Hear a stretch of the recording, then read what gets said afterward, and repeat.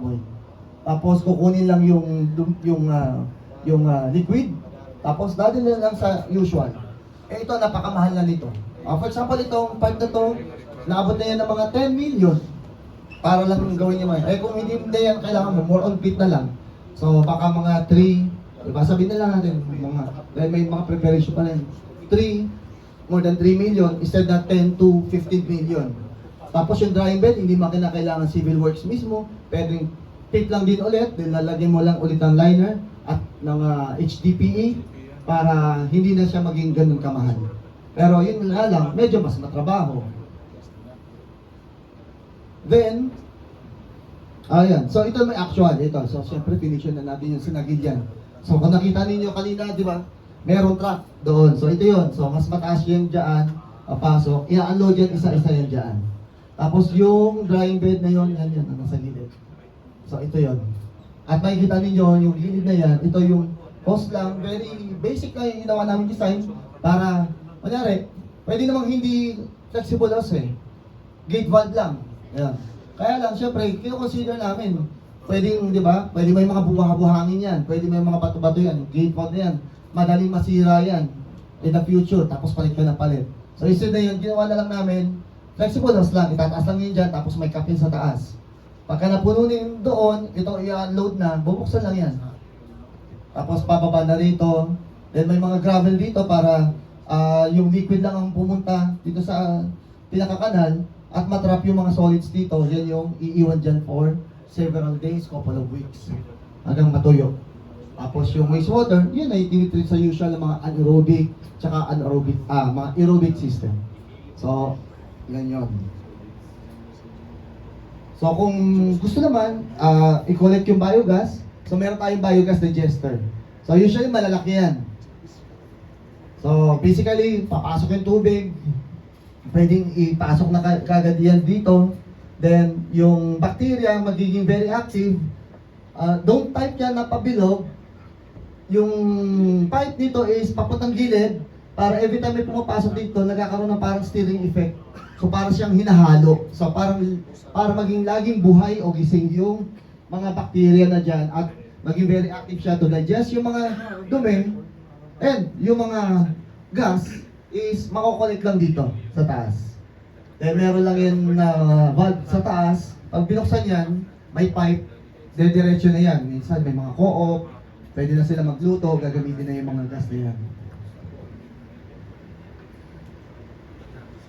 So, BOD, COD reduction yan, mga 25-40% na kagad. Pero electric consumption niya, 0. So, kung sakali lang pump as needed, kung sakali mapuno after 7 years, yan, 5 years. Then sabi ko, since 25 to 40% lang yung BOD, COD reduction natin, so kailangan pa natin siya i-treat. And this is also an anaerobic system. So maglalagay tayo ng isa pang anaerobic system ulit. Ito naman, anaerobic backflow reactor. So meron hindi naman kinakailangan ganito mismo. Pwede rin yung, mamaya nandito yung upflow, anaerobic sludge blanket or Imhoff tank, di ba? Kaya-aralan natin sa engineering yan. Pero ito, sample na lang is ABR. Basically ang ABR, yan yung leaching chamber ng septic tank natin. Para lang may idea tayo. Pero syempre hindi siya yung mismong gano'n. Pero yun yung idea, then paba siya at marami siya mga baffled pipes para mag-flow at magkaroon ng cascading effect. Pero instead na isang leaching chamber lang, marami yun. Marami nun, mga 8. Tama, nakaseries siya. Tapos minimum nun, mga 4. Tapos mag-flow lang siya from chamber to chamber. So as it flows from chamber to chamber, so basically, bababa yung mga sludge, panipis ng panipis, pakonti na pakonti. Kung may fast oil grease, panipis ng panipis yan.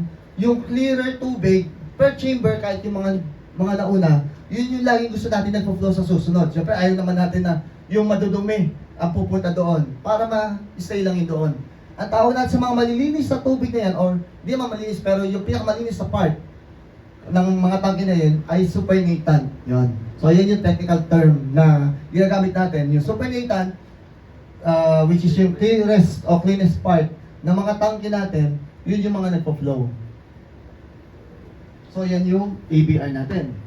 Ito yung sample ng actual ABR sa isang project. So, ito, malaki to. sinaserve dito yung isang fast food, clinic, din office, tapos parang 7-Eleven, apat yata sila. So yan.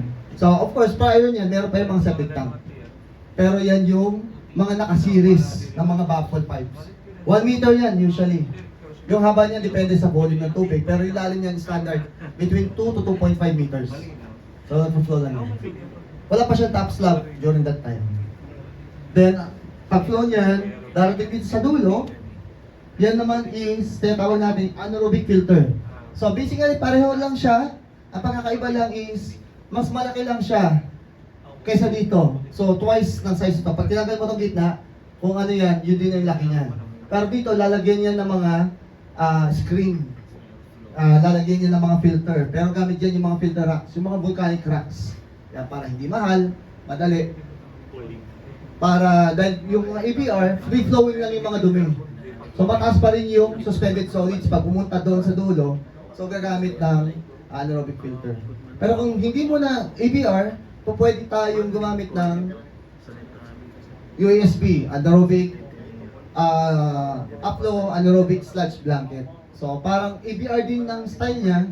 Si ABR more on palapad, ito more on palalim. So usually between 4 to 7 meters yung lalim. Ito ginagamit kapag medyo limited yung space. Pero pag super high strength, yun dumi natin. Narigalit sa slaughterhouse. Ganyan. Septage. Yun. So magagamit natin itong mga to. So basically, ano lang to? Pwede ka na bumili yung sa drainage natin, yung concrete pipe. Kaya lang, syempre, yung pag-handle lang, minsan baka mabasag. Pero meron na mga HDPE na rin, na mga malalaki. Tapos itong mga deflector na lang ang gagawin. So, design lang naman ng engineer yan. Standard na sa libro rin naman yan ng sanitary engineering, itong deflector. Yan. So, yun lang yung sa pinakataas na gagawin. So, pasok ang tubig dito, may pipe. Tapos mag-open dito, akyat yung tubig, deflector. Tapos yung tubig, limited lang dyan. Lalabas na dito yung mas malinis sa kanya. So, dito mga requirements sa mga BOD, COD, at least nasa minimum 1,000 to 2,000 para maging very effective siya. Then after nga yan, since wala pa tayong ginagamit na any filtering, so gamit na tayo ng planted gravel filter. Anaerobic filter. So, anaerobic pa rin siya. So, ito yung itsura niyan sa actual. So, ito sa Nagilian dito, pumping market. So, may mga APR yan dyan. Tapos yun, flow ng tubig dito sa pipe, sa ilalim, paangat. So, yan yun, paangat. Pagkaangat niya, so napifilter na yung tubig, hindi nakakaangat yung mga suspended solids. Lilipat. So, mabababa natin ng gusto yung suspended solids sa area, sa pipe na yan. Yan yung mga anaerobic components. Ngayon, syempre, isa sa requirement, dapat gawin natin buhay yung tubig. Yan. Paano ba natin sasabi ang tubig natin buhay? Even din sa mga usual ng mga water body natin, di ba? Ang tubig natin ay tinatawag na buhay kapag ang tubig ay dumadaloy. Yan. Bakit buhay ang tubig na dumadaloy? Yan. Kasi di ba nagagaling yan sa mga rainwater, sa rainforest. Rainforest, makaka-encounter yan ng iba't ibang vegetation. So, encounter yung mga puno, mga dahon, na napakataas ang oxygen content. Pupunta rin yan sa lupa, sa mga ugat, napuproduce yan ng oxygen. Then, pagka hindi na kayang i-hold ng lupa, magpo-flow na yan. Pag nag-flow na yan, makaka-encounter yan ng iba't ibang mga mineral. Kaya tinatawag tayo mga mineral water. Microscopic mineral yan. Kaya pagdating niya sa dulo, napakaganda ng tubig na yan. At yung pupuntahan yan, buhay na tubig. Ngayon, pagka stagnant na yung tubig, hindi na siya nagiging buhay. Kasi nga, una, nadideplete na yung oxygen content niya. Yung mga living organisms o yung mga fish na doon, kinukonsume. So, yung oxygen level nun, napakababa na. So, kinakailangan magkaroon siya ng oxygen content. Gaya ng wastewater treatment natin, kinakailangan magkaroon din ng oxygen content dyan. Pero, indirectly, mayroon pa siyang ibang positive effect. So, puntaan natin itong planted gravel filter. So, yung mga, anaerobic. Ito naman aerobic, pero nature-based muna tayo. So, kasi meron tayong mga mechanized system eh. Ito, nature-based. So, basically, ito yung isang system, gagamit tayo ng halaman, at we will take advantage of the oxygen na pinoprovide ng halaman. Kasi yung halaman, nagpo-produce yan ng oxygen, hindi lang sa dahon. Nagpo-produce din yan ng oxygen sa kanyang ugat. at napakataas ng oxygen production ng ugat ng mga halaman. And syempre, yung halaman natin dito, dapat yung mga marsh plants, yung mga nabubuhay sa tubig, yun yung pwede yung hindi nabubuhay sa tubig. For example, yung tambo. Yan, yun yung pinakamaganda na klase ng halaman.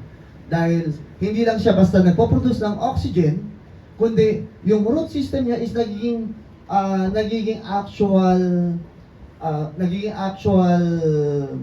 filter, nagiging root network system siya. So dahil sa labat yung kanyang ugat, so kung may mga dumi, na-encounter nun, natatrap niya yung mga dumi.